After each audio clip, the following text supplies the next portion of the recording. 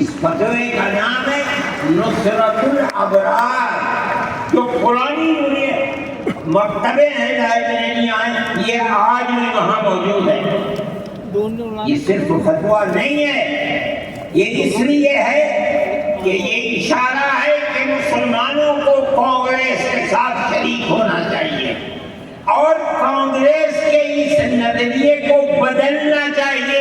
کانگریس کے اندر مستقل غلامی کی زنجیر کو توڑنے کے لیے اور انگریز کے ساتھ جہاد کرنے کے لیے تیار کرنا چاہیے۔ مسلمان جوک در جوک اس کے اندر شریک ہوئے، کانگریس کے اس نظریے کو بدل دیا اور کانگریس کو ملک کی آزادی کے لیے کھڑا کر دیا۔ یہ مسلمان کا، علماء کا، جمعیت علماء کا کردار ہے۔ کوئی مانے نہ مانے، تاریخ میں لکھی ہوئی چیزیں ہیں، ہم سے پوچھے ہم وہ تاریخ کی لکھی ہوئی چیزیں لیں گے۔ ہماری تاریخ کو مٹا دیا گیا ہے۔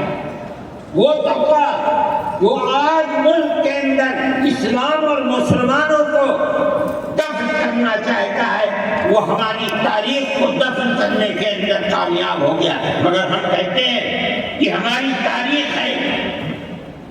میرے بھائی، ملک اسی طرح چلتا رہا، جیسے جیسے آزادی قریب آتی رہی، جمعیت علماء ہند وہ تنہا ایک جماعت تھی جو برابر موتی لال نہرو، جواہر لال نہرو، گاندھی جی سے یہ بات کہتی رہی کہ ہمیں ضمانت دو، ہم 143 سال ہیں ہماری زندگی، جہاد کی زندگی، ہمیں یہ ضمانت دو کہ ملک آزاد ہوگا تو اس کا کردار سیکولر کردار ہوگا، دستور سیکولر دستور ہوگا، جس کے اندر ہندو، مسلمان، سکھ، پارسی، عیسائی ہر ایک کو اپنے مذہب کے ساتھ جینے کا حق ہوگا اور حکومت کا کوئی بدل نہیں ہوگا۔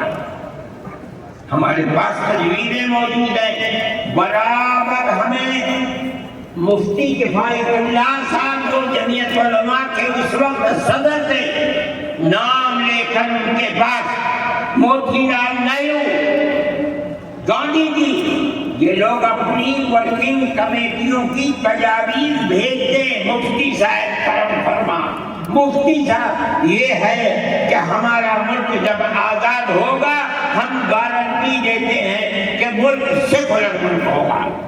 اس کا کیا مطلب ہے؟ ہمارا کردار، ہمارا مذہب، ہمارا وقت، ہر چیز آزاد رہے گا۔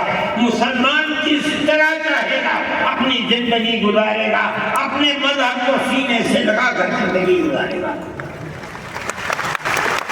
میں دماغ سے ہوائی نہیں کہہ رہا ہوں، آپ غور سے اس تحریر کا ایک ایک لفظ سنیں۔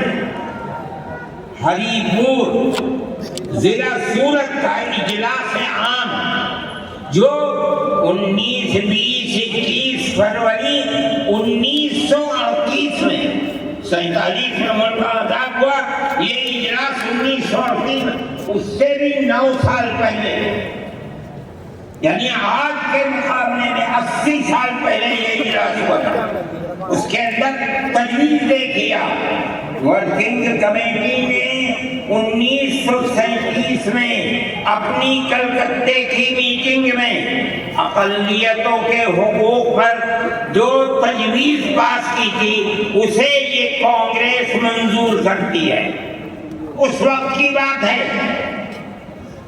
اور نئے سرے سے اعلان کرتی ہے کہ ہندوستان کی اقلیتوں کے تمدنی، مذہبی اور لسانی حقوق کی حفاظت کرنا کانگریس کا پہلا فرض اور بنیادی پالیسی ہے، تاکہ حکومت کی کسی بھی ایسی اسکیم میں جس میں کانگریس شریک ہو، اقلیتوں کو ترقی اور نشو و نما کا زیادہ سے زیادہ موقع مل سکے۔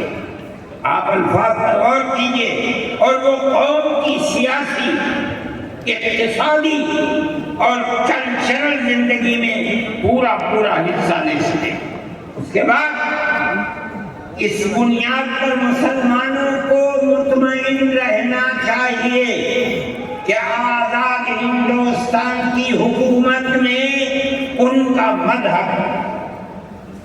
مذہبی فرائض، اذان، نماز، جمعہ، عید، روزہ، حج، زکوٰۃ،